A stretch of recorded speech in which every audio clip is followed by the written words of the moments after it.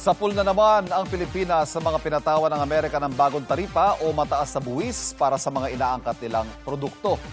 Pero iaapela raw ng ating gobyerno dahil ang rason ng Amerika may kinalaman sa forced labor sa paggawa ng ilan nating mga produkto. Nakatutok si Dano Tingkungko.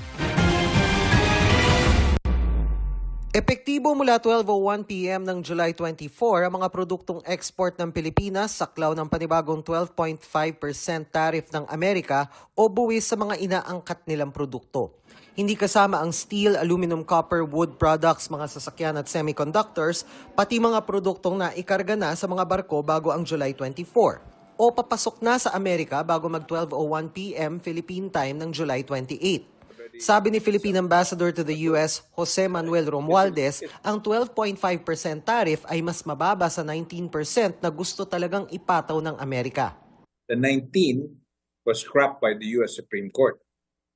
So now this 12.5% is because of the 301, which basically means the child labor, the forced child labor exports to the United States, which would give them the authority to put tariffs on countries that have problems with child labor. Paliwanag ng Amerika, isa ang Pilipinas sa 60 bansang kulang sa mga hakbang para ipagbawal ang mga produktong nabuo sa pamamagitan ng forced labor. Basean nila ito sa mga investigasyon at rekomendasyon ng Office of the United States Trade Representative. Ang ating Department of Trade and Industry naunang iginiit na walang forced labor sa mga produkto nating for export sa Amerika. Sabi ng ating Department of Foreign Affairs, matagal nang naipakita ng Pilipinas na hindi umaasa sa forced labor ang mga produkto natin.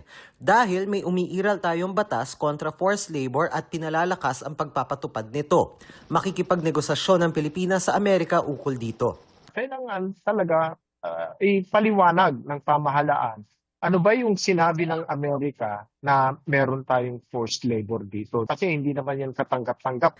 Sabay pa rito ang patuloy na paghina ng piso kontra dolyar.